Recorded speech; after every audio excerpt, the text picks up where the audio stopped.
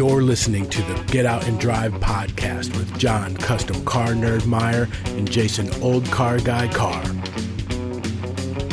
We'll be bringing you gearheads everything you never wanted to know about cars and why they should be on the road and not in your garage. Are you ready to get out and drive? Get those cars on the road October 2nd, 2022 to celebrate National Get Out and Drive Day. Visit nationalgetoutandriveday.com for more info. John, before I was ever the co-host of the Get Out and Drive podcast, I was a participant in National Get Out and Drive Day. And this being the third year, I'm excited to be a part of that and the podcast. But we've also got some people who have written into us to let us know that they are also joining for the third year of the National Get Out and Drive Day. Yeah, I think it's pretty cool. We've got some seasoned veterans, and they're actually sending us pictures of the decals all stacked up on their cars. It's getting to be a tradition, and they've got them racked up, and I can't wait for more and more years and more pictures of everybody smacking them all over their windshield and dashboards and everything. So I know for any of our listeners, if you have the past 2 years and you're definitely going to participate for 2022, send us the pictures of your stickers. We'll definitely mention you because that's pretty cool. If you're social media friendly and you want to post your ride to Get Out and Drive so that we can see what you're riding, and we want to see those stickers. Ladies and gentlemen, welcome back to another great episode of the Get Out and Drive podcast. My name is Jason, OldeCarrGuy Carr. I am John, CustomCarNerd Meyer. John, have you ever sat and looked at people's screen names on social media and thought, what is the story behind that screen name? Who is this person? Yeah, I've done that quite a lot. I look and there's some crazy people that I follow, and I'm like, well, how did the guy get that name? You know, Paul that works with us, he is B Cuda 69. For anybody who wants to follow him on Instagram, and that's because he has an A-body CUDA. Just kind of rings together, and it makes sure that people know that that's who is behind that. That's how they got their persona. And as we introduced ourselves, I introduced you, or you introduced yourself as John CustomCarNerd. So you've got that. You've been into custom cars. You're a nerd. I guess that's where the story comes from with that. That is definitely, because as much as other people can be considered a nerd from comic books and anime and all that type of stuff, I have that ridiculous retention of useless information for everything with wheels. And that's where the nerd part comes in. So, well, one of the things that our guest today has is a unique screen name that he uses on social media as well as on his YouTube channel. And he's also my partner in crime over on the Carr Guy SixFan Show. And that is my friend, Grant Thome, who is Str8SixFan. Grant, welcome to the podcast. Hey, well, thank you both for having me on the show today. It's a real pleasure to be here and appreciate the platform to talk about a little bit about myself and the channel. Well, we're glad to have you here. So seeing as how we are talking a little bit about you today, as I mentioned, Str8SixFan, we want you to tell the story behind that name. Yeah, absolutely. So I guess where it all starts is I think most of us, when we get into this hobby of ours, the automotive stuff of any sorts, whether it's through YouTube, whether it's through just being on online forums and reading magazines and all that things. So I'm 36, so I would have been still part of that magazine era. When it came time for my first vehicle, my parents decided they would buy off of my dad's construction company a 1995 Ford F-150. As the construction company was basically saying, hey, this has too many miles on it. Now we need to get you a new company truck.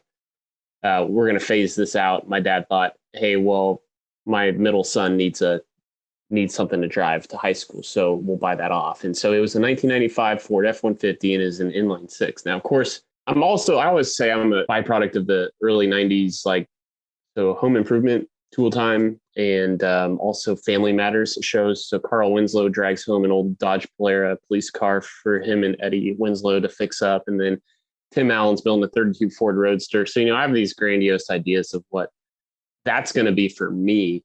Well, it wound up being a 1995 Ford F-150 with a 300 inline six. And so I had two choices. It was one, just kind of complain about what I got that I didn't have to spend a dime on and be a bad son, or just kind of own it and think along the lines of build what you got.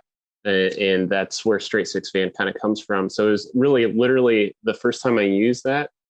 It was it was an email account I generated in high school.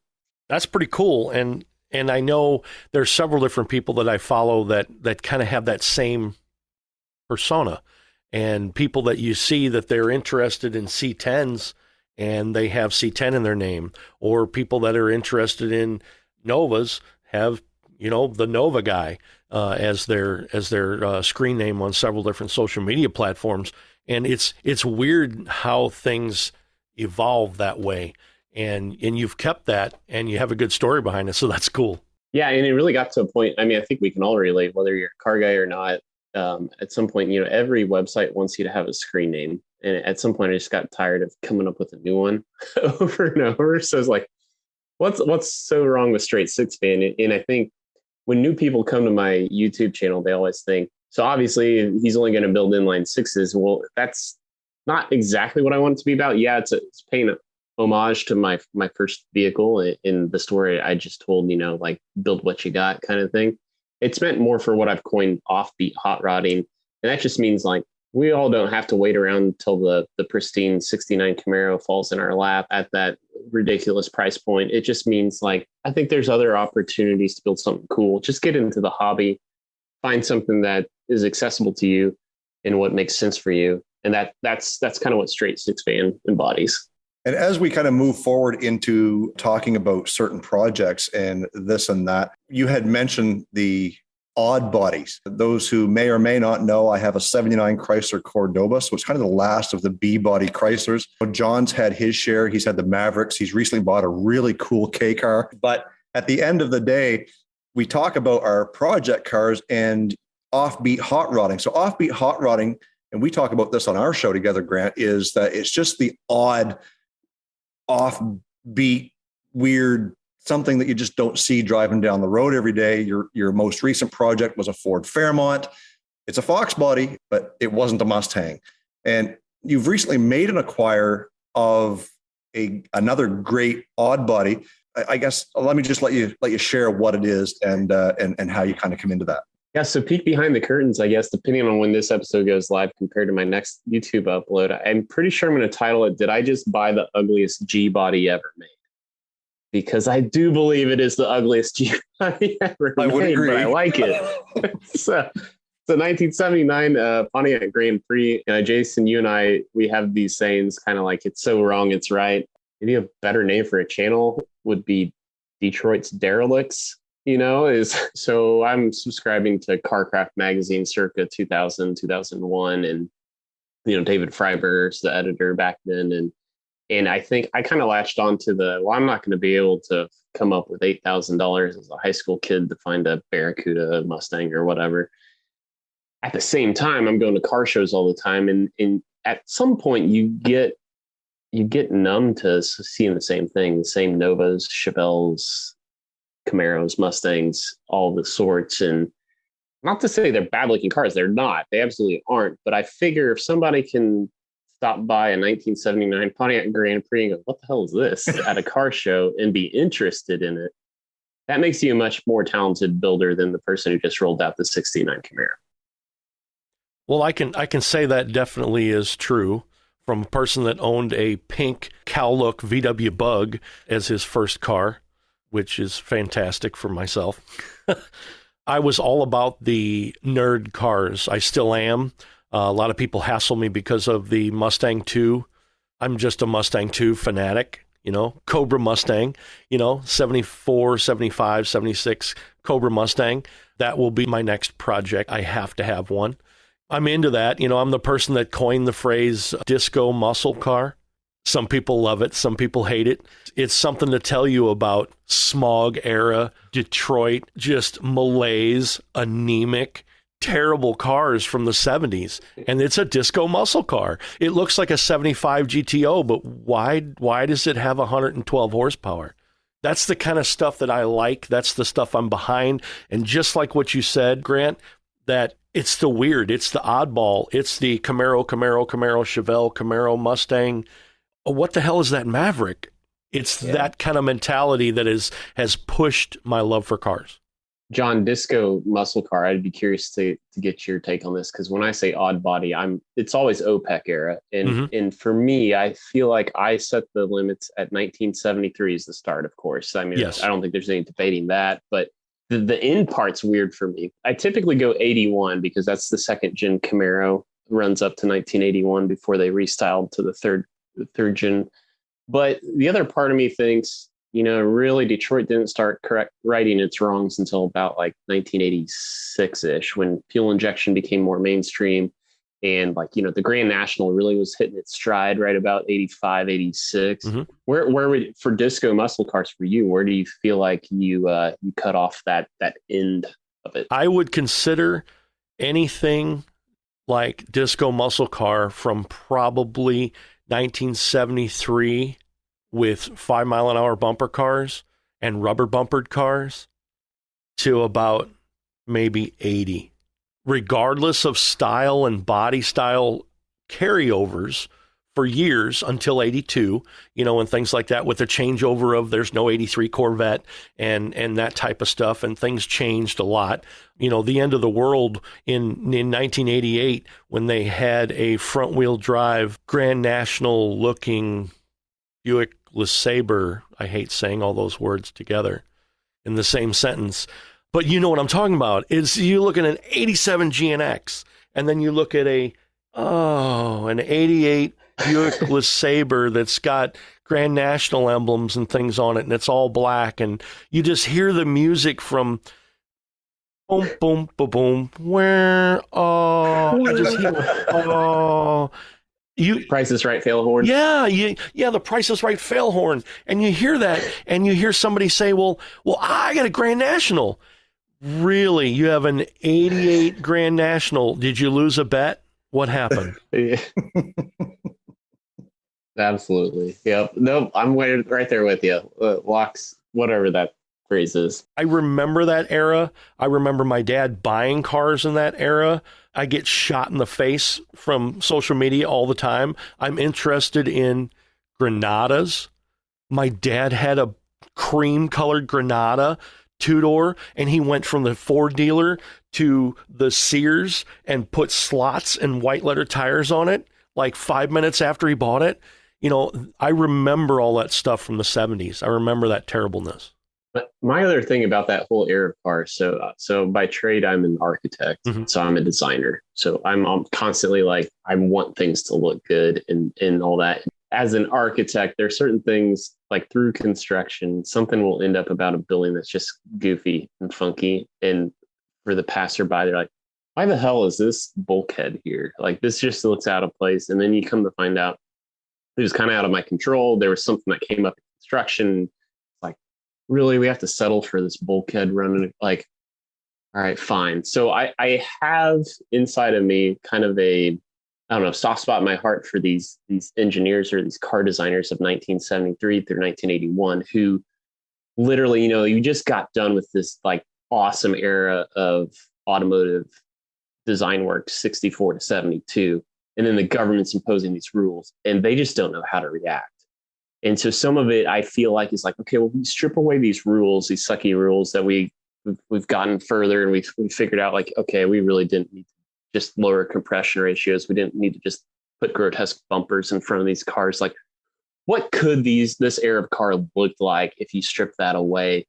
And I think that's the other part of it. Why, for whatever dumb reason, I'm drawn to this era of car. I think that's part of it. It's just me as a designer. Well, and Grant, you and I have talked on several occasions, whether it be through a text or through a phone call or on our own show, about how much you and I think alike. You mentioned you're 36. I'm 10 years older than you are. So there's almost a full generation there between likes and dislikes, whether it be music, cars, whatever it happens to be. But yet we're on that same wavelength.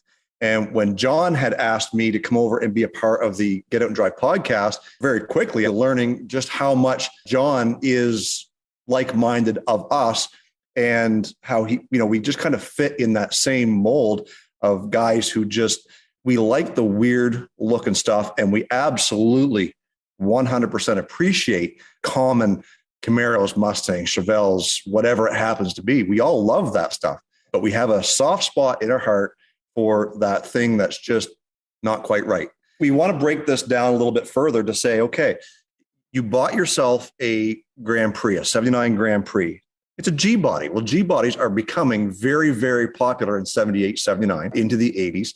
Some of them are starting to throw some V8s in there. They're getting some fine lines, but no, this Grand Prix is just gross. It's got hubcaps. It's got a split grill right down to the bumper. And above all else, it's Band-Aid beige. Like, come on. Like, can you not get any cooler than Band-Aid beige in 79 with the wood grain dash and the hubcaps and the missing filler panels? And like, oh my God, that car is such a nice looking car. So our friend over at Paul's Speed Shop on YouTube, Butt Crack Pizza, if I'm able to say it here, on Instagram, he said prosthetic limb beige was, and I'm like, you know what? I think that might be the name for the project, is Project Prosthesis, right? But we'll see. We'll see. I'm trying to hold my composure. You said prosthetic limb beige. Yeah. So I can't take credit for that one. Dude, that's Never Love and Riot. Well, Hearing Aid Beige was the last winner for the Fairmont. Okay. But yeah, so where was I going with that? But I guess I go back to, so Jason, you and I, we had Ben Hermance of Hermance Designs on, I think like season 3 maybe or something. He was one of our first guests. But yeah, if you haven't checked out, just Google Ben Hermance, and that's basically as it sounds, Hermance, Spirit of 76. I believe his Popular Hot Rodding magazine basically commissioned him to come up with just ideas for cars, and he calls them B-level or C-level cars. That's this OPEC era. And Spirit of 76 obviously just means bicentennial year. He picked only makes and models from 1976. And he has, if you don't mind me saying, just really good looking stuff. I mean, from an AMC Hornet, and I'm way into the Pro Touring look and everything. So it's all that. So if you're into that, look it up, and it just gives you a really good example of like what these cars could have been. Again, if you strip away all the crappy rules the government is throwing at them. Yeah, that's definitely true. And this kind of goes out of that era the tiniest bit, but it's still a fun story. My dad traded in a 79 Mustang for an 84 Mercury Topaz. I know, again, the fail, boom, boom, boom, boom. Oh, and well, so we're sitting in the dealer and the car pulls up and it gets delivered. And my dad takes the plates off his old car, puts them on the new car. We get in and shut the door, and it's a 2-door. And what happens? The seatbelts go and it makes this rattling and shaking and banging. It sounds like you threw a wheelchair down the stairs. And this car has a window sticker in it and 0.3 miles on it. And I said, Dad, is it supposed to do that? He goes, I guess it's new technology. And it never changed. It was the most terrible thing ever until he got rid of the car. And I remember to this day exactly what that sounded like. It's like a fork in a blender. I don't know if you've experienced that sitting in a Tempo or Topaz or any vehicle from that age. It's the worst thing ever. And I'm glad that I got to witness that firsthand, because somebody'd say, oh, yeah, that's all worn out and everything. No, dude, this was absolutely brand flippin' new. And the thing sounded terrible. John, I go back to the parallel as an architect and as a designer. The funny thing, so I'm usually an interior designer picking out paint colors on the projects I'm on. But you look at you read some of these paint colors and I'm like, man, what did you have to smoke to come up with these paint names? And I think when you say Topaz, it's almost like, okay, how did you think you were going to sell a bunch of cars naming something Topaz? You know, like it's just destined for for death upon arrival, right? Yes. Sounds like a foot fungus. Yes. I'm sorry. Did you see him? He's a nice guy. Yeah, but he's got Topaz.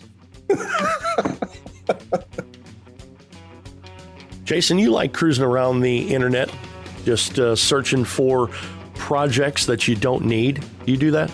I do. It's probably my second job. It is your second job. I know I get smacked all the time because I've got plenty of projects, and I secretly still look for things other than the things that are in my driveway. What's wrong with us? I don't know. It's definitely a sickness, but one of my favorite places to visit is racingjunk.com.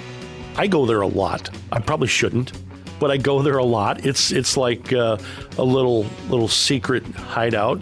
I get really good deals there. Yeah, I'm sorry I'm saying this on the podcast. I'm going to let out the secret, but I'm getting much better deals there than I am on a lot of other websites. Yeah, and not only can you buy and get good deals, but you can also sell your own junk and put money right in your pocket. Yeah, that's right. They don't charge any transaction fees. Just 100% of what I make through my ad, I keep. Absolutely. So clean out your garage for spring. You can post all your junk on racingjunk.com. Wow. Well, I'm gonna stop talking now. I'm gonna head out to the garage, and I'll probably be back in a little bit. But I'm gonna head out and clean up some stuff. I know I've got a ton of stuff to sell. Start making money today. Get.Out.N.Drive.Podcast. Sell your stuff. Get money. Stick it in your pocket. Grant, let's go back for a second and talk a little bit about our past. You mentioned Ben Hermance, and I think it was on a post that you saw of his where you recognized a Chrysler Cordoba at some point, and out of the blue messaged me on Instagram. Tell us that story and how Grant and Jason kind of got to know each other. It's pretty blurry, the past, right? Like, how do you, I'm not sure the account is 100% accurate, but I believe so. It all spawned out of when YouTube made their new announcement about the threshold for monetization. At the time, I was currently monetized. The old threshold was like have 100 subscribers, and I think that was it, really. So I was starting to see what it's like to bring in money from the YouTube side. Again, not that much, but they announced you need 1,000 subscribers and 4,000 hours of watch time. And so what happened is we all flipped out, and we all are like, okay, well, I don't know how I'm going to solve the watch time thing yet, but I know I can probably pick up the subscribers. So we all were in these chat rooms trying to pick up subscribers. And personally, I would, you would go to most of them, like would be like your D Nimmons, your Creator Fundamentals, kind of your Tim Schmoyers of the world would be where I would find myself mostly, like looking for tips and tricks. But in the chat, I'd be looking at channel names and I'd be checking them out. And I wouldn't subscribe to any of them unless they were car related. Because I'm like, well, this person's not going to subscribe to me because they're not going to be interested in what I'm doing if they're about braiding bracelets or whatever, their channel might be about. So I think that's how I stumbled upon OldeCarrGuy, Jason, was you and I were in the same chat at one point in time. And then it was Instagram direct messages from there. And it was, either Ben Hermance's 76 Cordoba rendering or a cab over truck that I think kicked off the relationship from there. Yeah. And what that did was that stumbled into us figuring out just how much we had in common. And I think earlier on tonight, and we should have been recording, and I wish Paul would kind of get his acting gear with that. When Joanne, our production manager, talked about a dating site per se for car guys who you didn't show a picture of yourself, you showed a picture of your car. And if you liked said person's car, well, you could add that person as a friend. But, if that person had this car and they had stick-on hood louvers on the top, well, you could just swipe left and get that guy out of the way real quick. And I think that's kind of what, the relationship that Grant and I have developed over the last 4 years is just that, is it's a couple of car guys having very similar interests who, basically come to the point of saying, okay, let's help each other grow, not just in our friendship, but also on our YouTube journey to reach that monetization goal that YouTube had previously screwed out a lot of people of. So Grant says, I think we should do a show a live stream of some sort. You know, at the time, I think you needed 100 subscribers on YouTube to be able to go live. Was it, Grant, if I do recall? Yeah, it may have been. I think it was 1,000 to go live mobile.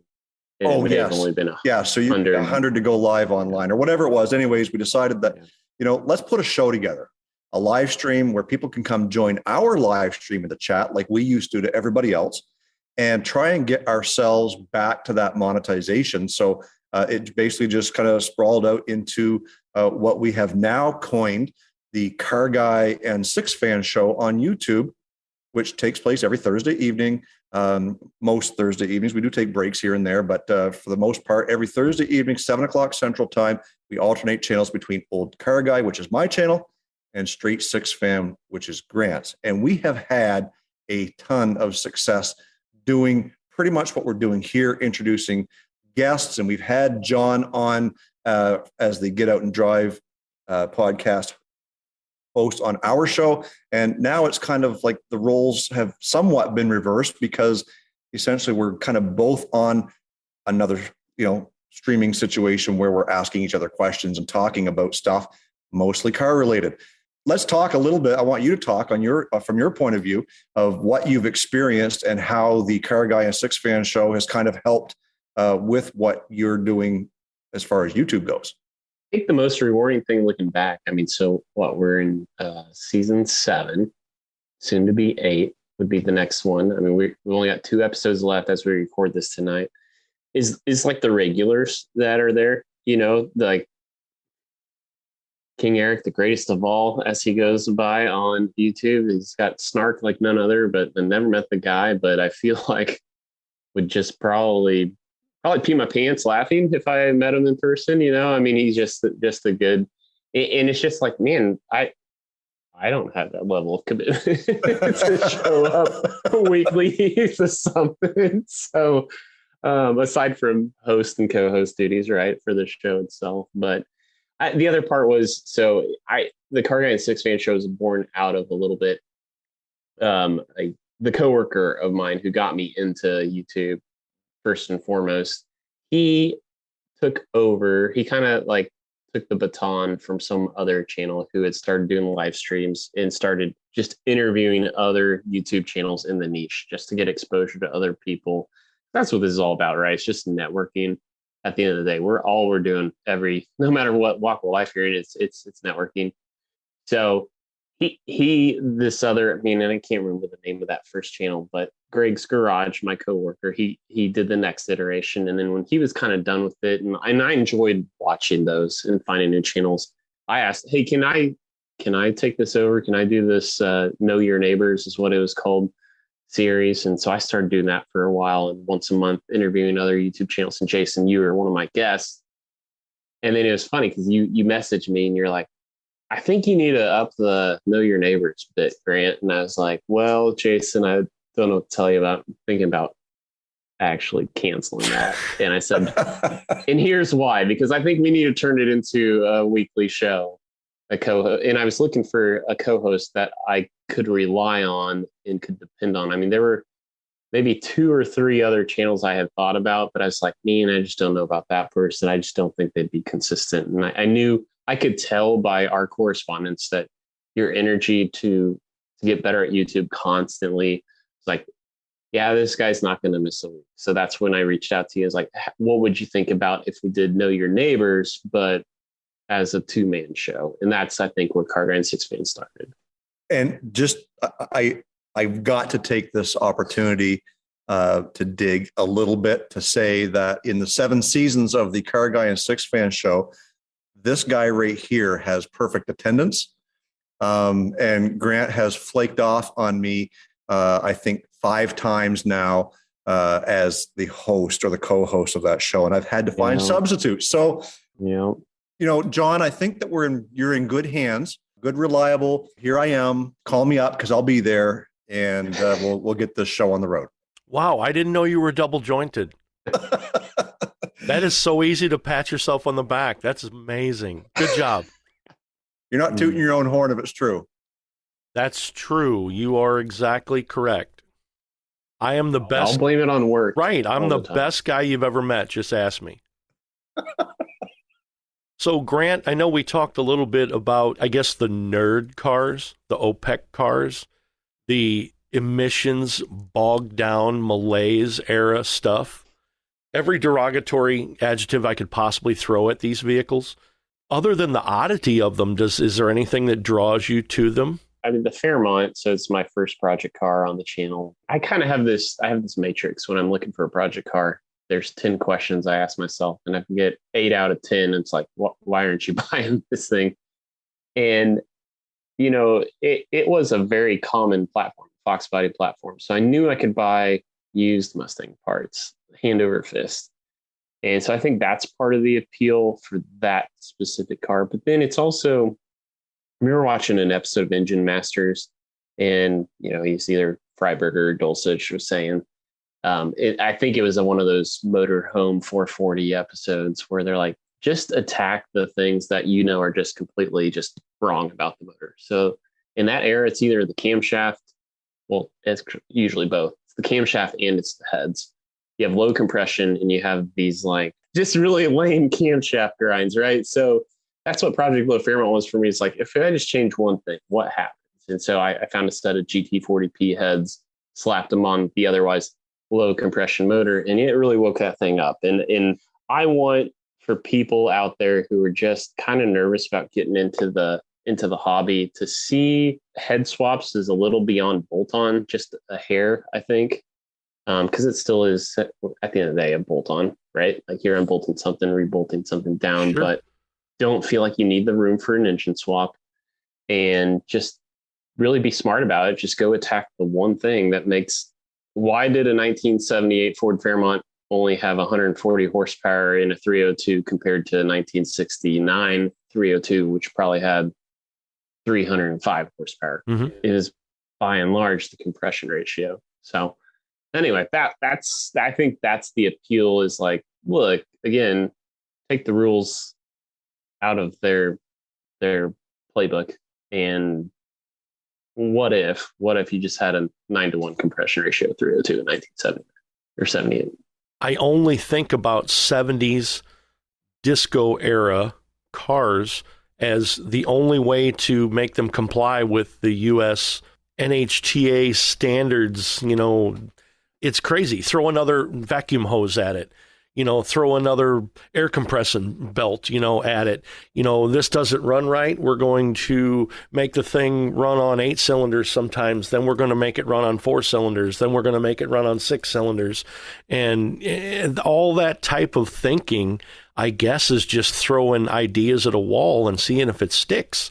Because you know that in 1978, 79, a full-size Ford with a frame, you open up the hood and you can't see the engine, because there's so many emissions valves and hoses and boxes and just absolute craziness. And then you get into the G-body feedback carburetors, the almost not computer feedback carburetors that change themselves with the little screw motors. I had 80s era G-body cars, and I remember that quite well. I don't know if you've gotten into that. The electric feedback carburetors that you adjust, and then it readjusts itself to be crappy. Well, looking at the Grand Prix, there's definitely a lot of things to be learned. But rest assured, internet, I still have a 2-barrel car, a V8 with a 2-barrel. So you guys I can keep that consistent. I can still have the most hated 2-barrel V8 on the internet. So that's good. I removed the smog pump on the Fairmont and a number of vacuum lines. I want to say I probably reduced the vacuum lines by 50%, but it still looked cluttered when I was like, it still was just like, I think Uncle Tony's Garage has a saying. He's like, yeah, just, you know, late 70s, the harvest was plentiful up in the vacuum hose orchard. And so they just put vacuum hoses everywhere. And I don't understand why. Jason, do you have any, as a mechanic, because I'm on the body man side, as a mechanic, do you know why any engineer would just jam vacuum hoses all over everything? Oh, I do for sure. And I think it's just simply to mess with the mechanics, you know, in the later years. So let's make these lines out of rubber, put them in an area where it gets hot and cold very frequently. And in 5 to 7 years' time, they start cracking and breaking. And it's going to be every mechanic's worst nightmare to find out which one of the 37.35 hoses that's in there cracks, bakes, dyes, whatever it is.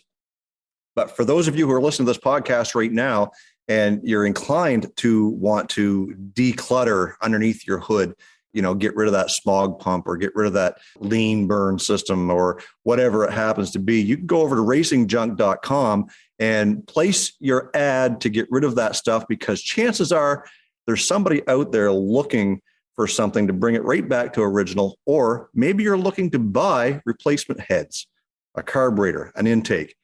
Go over to racingjunk.com and find out anything you ever want for your project car. I failed to mention, like, I think this may have been the first time in automotive history that 3 guys in one virtual chat room wanted to build a Mustang too at some point in their life. Yes. I mean, almost daily I go like back and forth on, did I just make a really crappy financial decision to man, these G bodies they're hauling a lot of money in right now. And I found an auction site that, they just auction off classics, right? And there was one my exact same color, same year. Mm-hmm. Yeah, I think it had a 350 Chevy in it, but it really wasn't that far off of what my car is. And it showed 18,000. I'm like, okay, I'll keep at it. Right. The G bodies are starting to really come up in price. It's amazing. Well, one thing you got to keep in mind too is the only person that you've got to sell the financial decision to is your better half, right? Like nobody else matters. If you can convince her that you bought this car for X number of dollars, but look, this one just sold for 18 grand. There's only one person you got to sell that project to. So I think at the end of the day, I think you made a great financial decision. Besides, if you're buying cars for the financial decisions, you're in the business for the wrong reason, man. I can tell you that right now. As you were talking about all that, Jason, it reminded me of the fact that stock factory heads on the Fairmont, they had the Thermactor pump or something like that, a smog accommodation on the back of the heads. But by the time Ford was engineering, so the GT40P heads are Ford Explorer 5-liter head. So about 1998 and on. A lot of people think it's Ford's best cast iron head ever made, but it scavenges exhaust so well on its own that they were able to delete the Thermactor on the back. So honestly, even though I did this head swap and I deleted emissions equipment, like honestly, it's just the byproduct of 20 plus years of research and development that I'm not really so sure that I made this a worse for the environment car when I did that head swap. I went through, and like I say, as a body man, I did my best to go through the 80s and 90s, and when cars had to be inspected, I know I'm from Missouri, cars had to be inspected on a rolling dyno, and they had to pass emissions. It was kind of crazy because you'd have these, 70s and 80s cars that were supposed to be engineered much better for the environment, and they wouldn't pass the smog tests at all. And it was absolutely crazy, and it was difficult to own those cars at that time. And just so you know, John, both my Fairmont and my Grand Prix now, they're littered with stickers from the state of Missouri on the windshields and everything. That was a dark time for the state of Missouri when we had to have cars on a dyno. It was a crazy, crazy time. And then they went from having things where you had to have it inspected on a dyno, and then you would have cars that would pass a majority of the amount of time, and you would go on an on-ramp, and they would sniff test your car as you drove past it at 50 miles an hour on an on-ramp. I don't know how that's supposed to work. I don't know if you had that stuff in your state. It's absolutely crazy. No, the wind blows well enough here in Kansas that we don't do sniff tests. Are usually left to the feedlots. So the corn rows got 50 mile an hour, but hey, they're doing better. They're growing faster now. So Grant, I know we talk about what drives youth. What are you doing? Are you working towards getting the younger generation involved with cars? We were talking about this on the Carr Guy SixFan Show. I think it was just last week, that just demographic wise, it's funny how people plus 5 years, minus 5 years of my age are drawn to my channel. Mm-hmm. Right. So I think proactively, I don't know that I really am. I don't know, subconsciously, I guess you might say, the way that I am is the cars I'm building, the way I'm building them is meant to be, I want to help high school kids find the cars that, we'll just take the Fairmont as an example. Everybody, I had many commenters say, you need to throw an intake manifold and 4-barrel carb on that. And I said, nope, not going to do that. Because that's low-hanging fruit for like a high school kid. Is a high school kid going to be able to throw on GT40P heads and not screw something up? I don't know. It's going to be a learning curve. My idea is always to build kind of a starter kit of a car that if a parent shouldn't be afraid to let their high school kid drive that to high school. Like, it's going to have good brakes. It's going to have, it's going to be a fun car, but it's not going to get them in too much trouble, I guess I'd say. And that's kind of always been my approach, so that while I had to just build what I got, the 1995 Ford F-150 with 4.9 liter and the Mazda transmission. Okay, so what happens if a high school kid buys a 1978 Ford Fairmont with track lock rear end, 4-wheel disc brakes, 17-inch wheels, beefed up sway bar, GT40P heads, full exhaust, but it's still a 2-barrel car, right? Mm-hmm. Like that's I think where I, kind of not proactively am I doing it, but I think in the back of my head, I'm always trying to cater to 16 to 18-year-old Grant. So I guess one thing that we want to talk about a little bit too is the future of what Grant Thome wants to do on YouTube, because obviously, we're here to talk about your channel. We're here to promote you. So what are some of the things in the future? Obviously, we've mentioned the Grand Prix. What does the future lie for Str8SixFan, the YouTube channel? What are your aspirations? What are your goals to see that succeed, to carry on the message of what it is that you do on that channel? I think for anybody out there starting a YouTube channel here in 2022 is not to think about, could I do YouTube full time, but start to think about how could YouTube ultimately be a pre-marketing wing for something else down the road. And so to answer your question, Jason, there's kind of two parts to it. In the immediate future, I need to prove that Off Beat Hot Rodding works. And yeah, I did it once with the Fairmont, but to do it a second time, I think it's going to make a lot of believers out of my content. And so the Grand Prix is going to take a little bit of a different twist than what Project Low Fairmont did. I think I'm going to lean into the whole pro touring thing a little heavier. I think I'm going to really focus on suspension work. I'd like to do brake work as well, but we'll see what the budget has in store. It might just be suspension, wheel and tire, and kind of stance and look and all that. But long term, I guess pre-marketing wing. So I live in a 990 square foot 2-bedroom townhome right now, and it does have a 2-car garage. So I'm limited by space, by what I can do. So these projects, my Grand Prix, Ford Fairmont, kind of meant to be learning tools and flip opportunities. If I don't profit off of, I made all my money back on my Fairmont, but if I don't profit off of anything, I just consider it my tuition for learning. The pre-marketing wing. So I want people that, like my stuff, obviously, we all do, right? But kind of get a sense of style and that thing. But my dream, I guess, is to build rat rods out of old grain trucks here in the state of Kansas and build a business out of, because if you think about it, a grain truck's used twice a year and put in the garage for the rest of the year. So you have 1950s, 1960s era, unless you accidentally ran into the grain cart or whatever, they've got next to zero, no body work and no need to repaint them. Or if they have surface rusted, you've got great patina.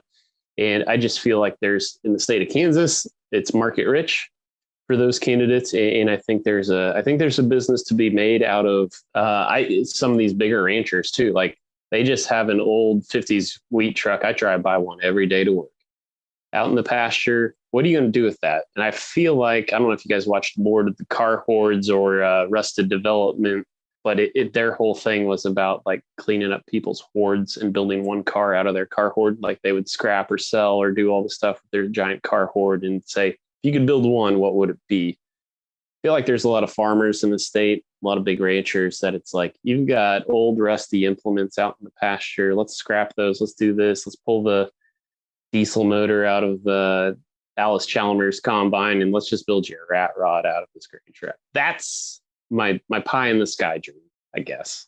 And if you guys like what you've heard here on this podcast with what Grant is doing over on his channel and the way he thinks and the way he wants to, kind of move forward in his projects, make sure you're following him on all of his social medias. We'll make sure we have that down in the description of this podcast so you can go check him out. Str8SixFan, Str8SixFan. Pretty simple. Once you see it, make sure you're following him. I know that I've watched your show and every Thursday, I'm there, and whether it's on Str8SixFan channel or if it's on OldeCarrGuy, I'm there and I'm having fun and I'm watching other people comment and it's a great group of people that you guys have together. And I'm glad that you can kind of hang out with us for a little bit and promote your channel a lot more.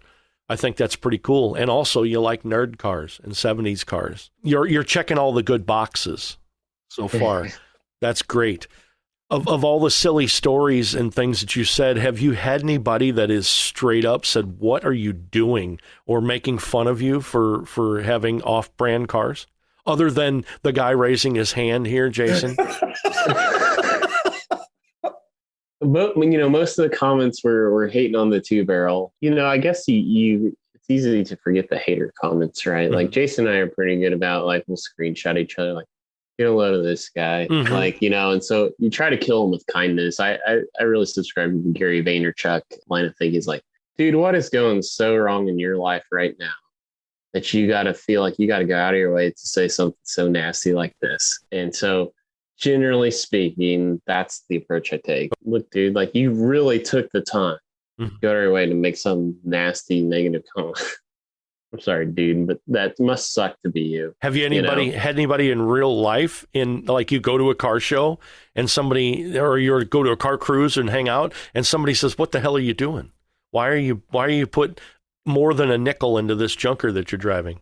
No, I haven't that, but that's probably a small sample size. I took the Fairmont to one car show. It was an all Ford car show. I won most unique on a day in which the rain and chance of thunderstorms scared a lot of people away from Blue Springs, Missouri. Mm-hmm. But I was parked between a Ford Durango and another Ford Fairmont, so right. I was in good company. No, I haven't had to deal with that yet. But just wait till the Grand Prix when that split brick, those split headlights and that front brick nose shows up to some car shows. Well, I'm sure I'll be fielding those questions for sure. Yeah, I do remember myself, a friend of ours in high school, he couldn't afford a lot of things, and he had an 81 Impala, was gold 4-door with a tan vinyl top and tan interior, just a brick police car 4-door. And we sat there and stared at it because I think it was his mom's car or his aunt's car. We said, what the heck are we going to do with this thing? Well, we went to the swap meet and we bought some 78 Camaro 5-spoke rallies, the 5-spoke Z28 wheels with the little trim rings, put white letter tires on that, stuck them on that car, and we painted them the same colors as the car. And we built a pretty hot 327 and stuck that in there with a power glide. And it had a chunky cam and it had good exhaust and everything on it. And we drove that thing around and it was stoplight quick for the kids, and it was fun and it would melt the tires off of it. But we drove it through the car cruises with everybody having street rods and 30s and 40s cars, and everybody's got a red 70 Chevelle and everybody's got a green or a white Mustang, 67 or 9 Mustang. And we got laughed out of the local burger joint because we were trying to be out of the norm. But that was in late 80s, early 90s. And that was when you had to have a Chevelle or a Mustang or nobody gave a crap about you. And here we're trying to drive this gold Impala through the parking lot and everybody's screaming at him that it's his mom's car. And what the hell are you doing? But I still have that mindset, and that's what gets people's attention. And I've still carried that mindset on to today. And that's why I can't wait to drive a wood grain K-car convertible. When you talk K cars, I still think the opportunities out there to break the internet with a Hellcat Diplomat is still one of my dreams. Yes. And that way you have a Hellcat Diplomat that is all green and it just says Hunter on the license plate. It has so many meanings. Well, one of the things that we take away from this episode of the Get Out and Drive podcast is learning that odd looking cars or not so popular cars can be project cars. 4-door cars can be project cars. Doesn't matter what you're driving, you can make them cool. You can throw a set of wheels on it. You can tint the windows. You can tuck the bumpers. You can do whatever you want. But at the end of the day, it's your ride. You're building it for you. And your biggest critic should and only should be yourself. Don't worry about what the haters are going to hate on. This project is something that you're doing for your liking, for what you want to do, and for nobody else. So if you're listening to this and there's only one thing you take away from this podcast, if you're building a car, you're building a project, do it for yourself, because you're not spending anybody else's money, you're spending your own. If you had somebody else's budget, you could do a lot more with a car. It's easy for someone to sit back, armchair quarterback a build on a car with somebody else's budget. Nobody knows what that is. And one of the things about being friends with Grant for as long as I have, side conversations we have, the texts, the calls, the whatever, is that he is his biggest critic when it comes to building his car. And that is something that keeps him successful in doing what he's doing, regardless of whether a simple brake job takes him 10 episodes on his car, on his YouTube channel. No, I'm kidding. I had to bring that up. Either way you look at it, it's about having fun. It's about sharing your experience. We are real world people. We make mistakes. We have problems, and we're not afraid to share that on our videos or on our YouTube channels because, not because we want to be critiqued, but because we're not trying to fake it. We're not trying to be somebody else. One of the things that you're going to get when you watch Str8SixFan on his YouTube channel is you're going to get Grant Thome. You're going to get everything that he knows. He's going to tell you what he doesn't know. He's not going to pretend. And it's real world stuff. So if you want to see something that I'm going to try and do this in one take is budget-minded, relatable, and creative builds, then you're going to want to watch Str8SixFan because that's exactly what he's doing over there. Grant, thank you so much for coming on to the Get Out and Drive podcast. I love being able to sit here candidly and be able to chat with you because when we're doing our show, it's more hands-on. We're trying to watch the chat. We're trying to keep up with comments and questions and stuff like that. And here it's just a couple of guys sitting around talking about POS cars. Hanging out and bench racing. That is the best part of the Get Out and Drive podcast. And along the lines of what Jason was saying earlier, I have 2 words for Jason. Hellcat Yugo. Oh, yes. So again, back to what I was talking about when we're spending somebody else's money. Yes, exactly. Well, as Str8SixFan, I feel like that needs to be 2JZ Yugo. 2JZ Yugo, yes. 2JZ Yugo. Project XYZ or something. Yeah. Anyways, Grant, thanks for hanging out with us. We really appreciate it. If you guys don't know who he is or you want to know more, make sure you head over to his socials, which will be listed down in the description of this podcast. Thank you. All right, Grant. Thanks a ton, buddy. Well, I appreciate you guys for extending the invite. It's been a real pleasure to talk to you, and hopefully some people out there can kind of get inside my head and figure out what the heck this guy's all about. So I appreciate the opportunity, guys. Speed over to our friends at racingjunk.com and sign up for a Pro Club membership. Use the code GETOUT to receive a discount when you sign up for a Pro Club membership. Cruise on over to our website, Get.Out.N.Drive.com, for all the info you never wanted to know about our podcast. Hit us up on our listener hotline, be the first to know what's happening, get industry news, and grab your Get Out and Drive merch. Connect with us on social media. Find us on Facebook, Instagram, and TikTok. Follow us on Twitter at Get Out and Drive Pod. What drives you?